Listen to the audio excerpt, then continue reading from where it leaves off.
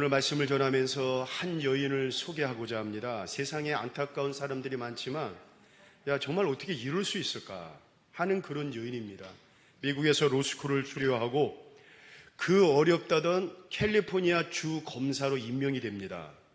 이 여인은 성공한 교포로서의 삶을 꿈꾸고 있었습니다. 이제 이 여인은 모든 사람들이 부러워하는 여인이 되는 듯합니다. 그러나 그녀에게 이때부터 인생의 크고 작은 시련의 광야가 이제 닥쳐옵니다. 먼저 결혼 생활이 파경을 맞이합니다. 우리나라의 대표적인 지성인이고 너무나 이성적이고 강인한 아버지로부터 어릴 적부터 사랑을 받지 못해 이 여인은 남자와 만나 결혼을 하면 그 사랑을 받을 줄 알고 일찍 이른 나이에 결혼을 합니다. 바로 그 남자가 국민의 정부에서 장관을 지낸 소설가 누구누구입니다. 하지만 그 사랑이 이혼이라는 파경에 이르자 이 여인은 크나큰 절망감에 빠져요.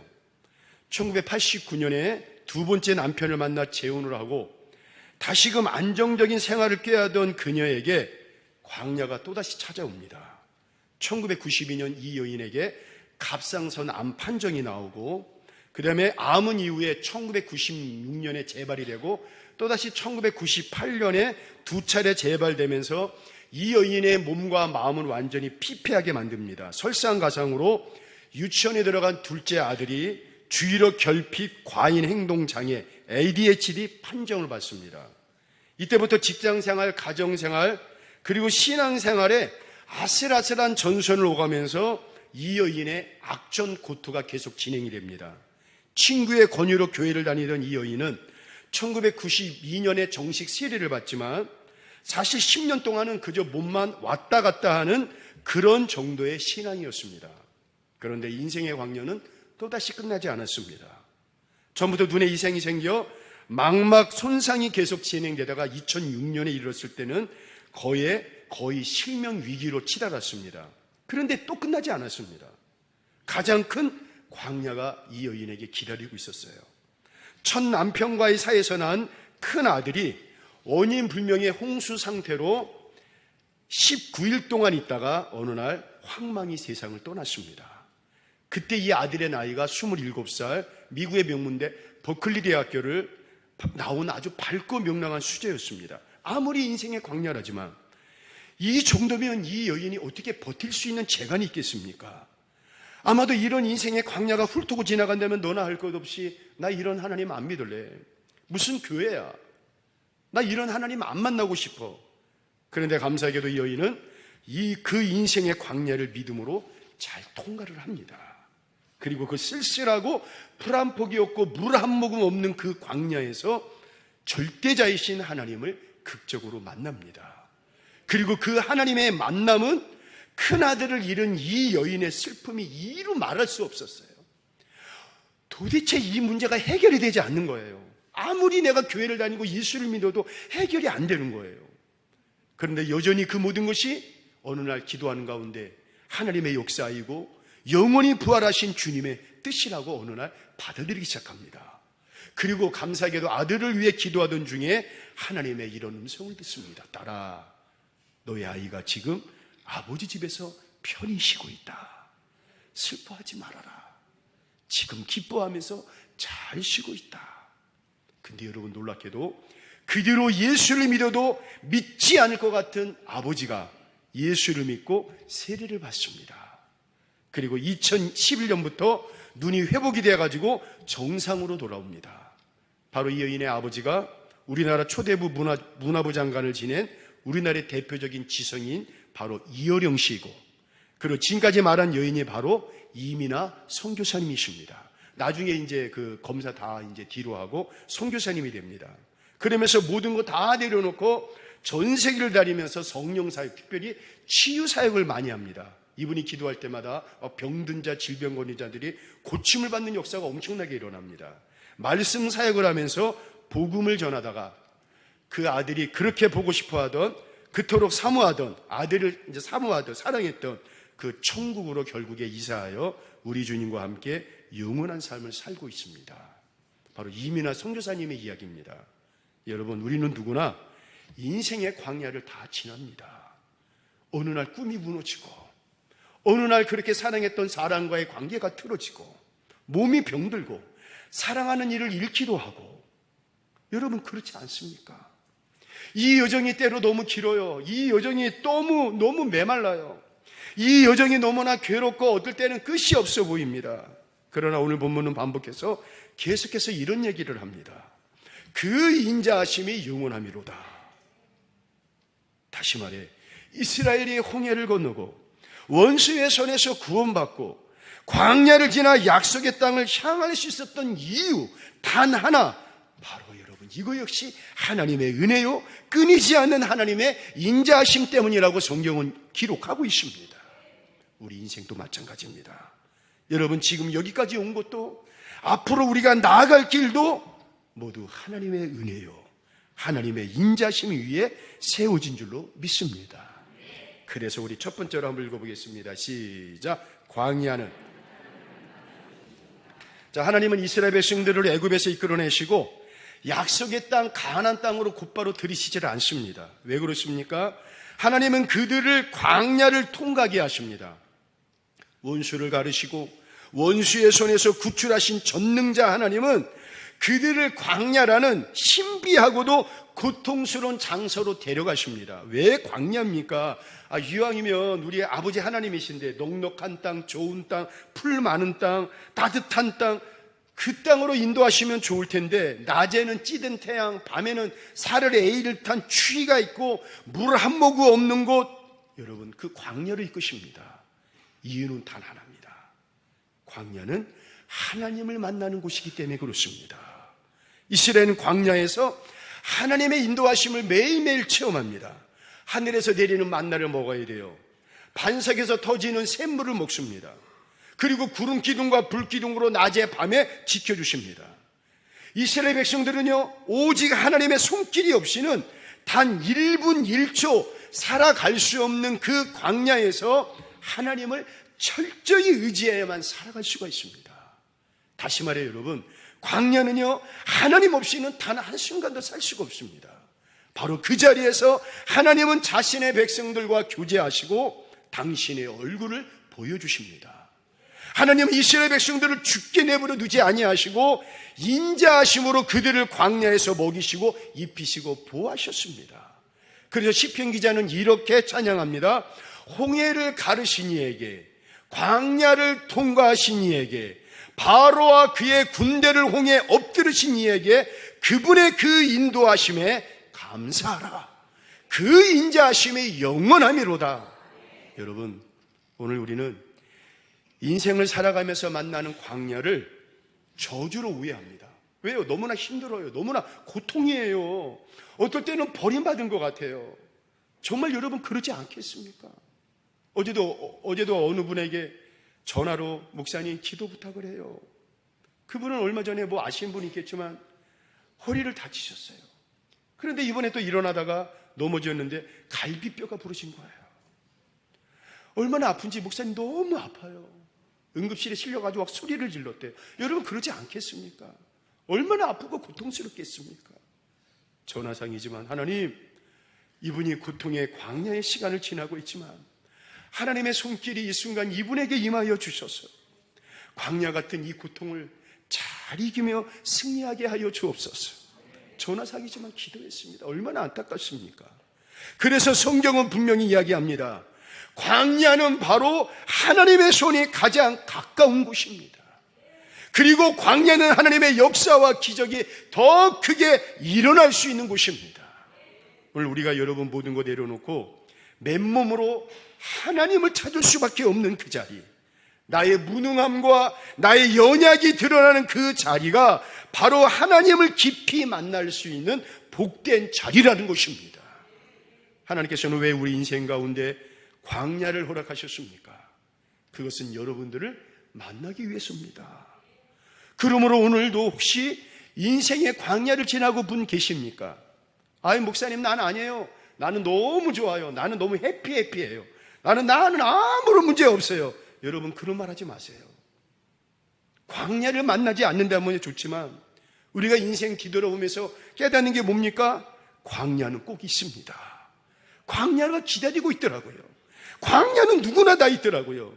그러나 사랑하는 성도 여러분, 좌절하지 마십시오. 낙심하지 마십시오. 광야는 하나님을 향해 무릎 꿇는 자리입니다. 그리고 바로 그곳에서 비로소 하나님을 만나게 될 것입니다. 그것도 그 광야에서 시퍼렇게 살아계신 하나님을 반드시 만나게 될 줄로 믿습니다. 그래서 두 번째로 우리 한번 읽어보겠습니다. 시작. 인생의 광야는.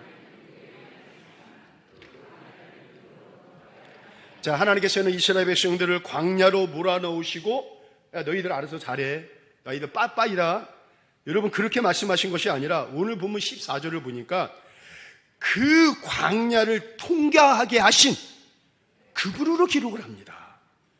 여러분, 광야는 목적지가 아닙니다. 광야는 지나가는 길이요 통과하는 길입니다. 자, 그런데 여러분, 홍해를 지나가게 하신 하나님이시라면 광야 또한 우리 하나님은 반드시 지나가게 하시고 반드시 통과하게 하실 줄로 믿습니다. 그렇다면 여러분, 광야에서 우리가 해야 할 일은 뭡니까? 우리 오늘 고3 학생들 민기랑 지호가 나왔어요. 여러분, 우리가 어른으로서 우리가 뒤돌아봤을 때 고3이 여러분 사실 아무것도 아니에요. 그러나 제가 봤을 때 고3을 겪고 있는 지금 민기, 지호, 수아에게는요, 그 어떤 시간보다도 여러분 광야 같은 시간일 거예요. 그러나 여러분, 누가 뭐래도 지금 광야의 시간을 지나가고 있다면, 광야의 시간을 통과하고 있다면, 누가 뭐래도 여러분 믿음으로 인내하며 그 시간을 여러분 우리는 통과해야 된다는 거예요. 우리는 흔히 인생의 광야 앞에서 두 가지 태도를 취합니다. 하나는 낙심, 절망, 하나는 도피, 도망입니다. 그러나 믿음의 사람들은 광야를 도망가지 않습니다. 요셉은 형들에게 배신당합니다. 종으로 팔립니다. 억울한 감옥 생활을 하지만 원망 대신 믿음으로 그 광야를 통과하게 하신 여호와 하나님을 온전히 바라보고 여호와 하나님을 온전히 의지하면서 그 광야를 지나가고 그 광야를 통과를 합니다. 다윗도 보세요. 왕의 기름을 받고도 10년 넘게 세월을 도망자로 살면서, 심지어는 사울의 칼날 앞에서도 하나님을 의지하며 광야를 통과를 합니다. 이들은 광야에서 믿음으로 버팁니다. 광야에서 믿음으로 견딥니다. 광야에서 믿음으로 하나님께 부르짖습니다. 광야에서 하나님을 붙잡으며 광야를 지나가지만 통과하지만 결국에 지나가고 통과합니다. 하나님 붙잡고 통과합니다. 믿음으로 통과를 합니다. 그리고 결국 이들은 약속의 땅, 축복의 땅에 이르고, 요셉은 애굽의 국무총리가 되고, 그 다음에 다윗은 이스라엘에서 가장 위대한 송응 왕이 되지 않습니까? 우리 역시 각자의 광야를 지금 마주할 때가 있습니다. 어떤 분은 병든 몸으로, 어떤 분은 그렇게 사랑했던 관계에 무너진 관계, 사라진 소망, 경제적인 고난, 또 자녀의 방황, 가정의 어려움, 또 불안한 미래. 여러분, 그러나 기억하십시오. 그 광야를 허락하신 분도 하나님이시고 그 광야를 통과하게 하실 분도 여호와 하나님이십니다. 반드시 하나님께서 통과하게 하실 것입니다. 그러므로 광야에서는 믿음이 생명입니다. 믿음 없이 만나는 광야는 지옥이지만 믿음으로 여러분 그 광야를 통과하면 그 길 끝에는 반드시 하나님이 예비하신 축복의 땅, 광야, 가나안 땅이 예비되어 있습니다. 광야는 쉽지 않습니다. 매일매일이 시험이고 유혹입니다. 그러나 하나님은 오늘 우리에게 이렇게 말씀하십니다. 내가 너를 반드시 통과하게 할 것이다. 그래서 그 광야를 통과하신 이에게 감사하라. 그 인자하심이 영원함이로다 라고 우리 하나님은 자신 있게 말씀하시는 거예요. 그 인자하심을 이끄시는 하나님이 계시기에 우리는 낙심하지 않고 걸어갈 수 있는 것입니다. 그러므로 사랑하는 성도 여러분, 믿음으로 광야를 통과하십시오. 한 걸음 또 한 걸음, 우리의 힘이 아니라 내가 한 걸음 한 걸음 힘겹게 걸어가지만 바로 내 옆에서 나의 손을 잡아주시고 나와 동행하시는 그 하나님과 함께, 그리고 광야 끝에 예비된 축복의 땅으로 반드시 인도해 주실 그 하나님을 바라보면서 믿음으로 끝까지 그 광야를 지나가시고 통과하시고 승리하시는 모든 분들 되기를 주의 이름으로 축원을 드리겠습니다. 그래서 마지막으로 한번 읽어보겠습니다. 시작. 광야는, 여러분, 광야는요 단순히 어렵고 힘든 장소가 아닙니다. 광야는 바로 내가 죽어야 할 자리입니다. 무엇이 죽습니까? 내 욕망이 죽어야 돼요. 내 지혜가 죽어야 돼요. 그동안 뭐 음식을 만들고 다 죽어야 돼요. 광야에서 다 필요 없습니다. 막 집을 만들고 나 이런 사람이야. 다 필요 없습니다. 다 죽어야 돼요. 나 애굽 땅에 있었을 때 나 이런 지위가 있었고 이런 명예가 있었고 다 소용없어요. 다 내려놔야 돼요. 내 욕망이 죽고 내 자아가 죽고 내 자랑이 죽고 내 방식이 죽습니다. 여러분, 광야는 나를 철저히 버려야만 내가 살 수가 있습니다. 아무것도 가진 것 없고 아무것도 기대할 수 없는 그 자리에서 우리는 여러분 나를 비워야 하나님이 채워주십니다. 나를 버리지 않으면 우리 하나님은 결코 우리의 주인이 되어주실 수가 없습니다. 이스라엘은 광야에서 하나님의 전적인 보호와 인도하심이 없이는 생존할 수가 없습니다. 하나님은 그들에게 철저히 하나님만 의존하라고 요구하십니다. 날마다 만나를 주셨어요. 여러분, 육심이 생기잖아요. 근데 하나님의 명령은 뭡니까? 너희들이 정한 양식만큼만 가져가고 나머지는 가져가지 말라는 거예요. 그런데 여러분 어떻습니까? 욕심이 생깁니다. 욕망이 생깁니다. 교만한 마음이 생깁니다. 의지가 생깁니다.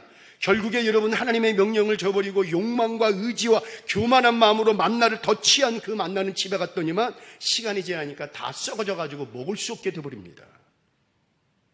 여러분, 내일의 양식도 너희들 스스로 준비하지 말고 철저히 하나님만 의지하며 살라는 거예요.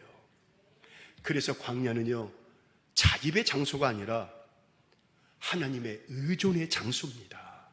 나를 부정하고 나의 옛사람을 죽여야 하나님의 새 사람으로 입혀주시는 장소가 바로 광야입니다. 사랑하는 성도 여러분, 지금 하나님께서 여러분을 혹시 광야로 이끄셨다면 그것은 여러분을 죽이시기 위함이 아닙니다. 여러분 안에 있는 헛된 자아를 죽이시고 오직 하나님만을 붙들게 하시려고 하는 은혜의 자리입니다. 그러므로 여러분 광야에서 버티지 마세요. 나의 욕심, 의지, 여러분 그 전에 이렇게 의지, 방법 내가 이렇게 하면 여러분 다 항복하세요. 나를 완전히 내어드리세요. 하나님 앞에 무릎 꿇고 항복하세요. 그때부터 여러분 하나님은 역사하십니다. 그리고 여러분들을 새롭게 빚어 사용하실 것입니다. 그래서 광야는 하나님의 최고의 학교입니다. 그 학교에서 수많은 하나님의 사람들 요셉, 모세, 다윗, 엘리야, 바울 연단받고 준비되었습니다. 그리고 마침내 쓰임받았습니다. 혹시 광야를 지나고 가고 있는 분들이 있습니까? 아니, 살면서 광야는 오더라고요. 신기하게도 오더라고요. 안 왔으면 좋겠는데 광야는 꼭 오더라고요. 그러나 여러분 그 광야는 축복의 기회입니다. 하나님께 항복하십시오. 그 광야는 여러분을 죽이는 곳이 아니라 하나님을 위해 다시 태어나는 장소입니다.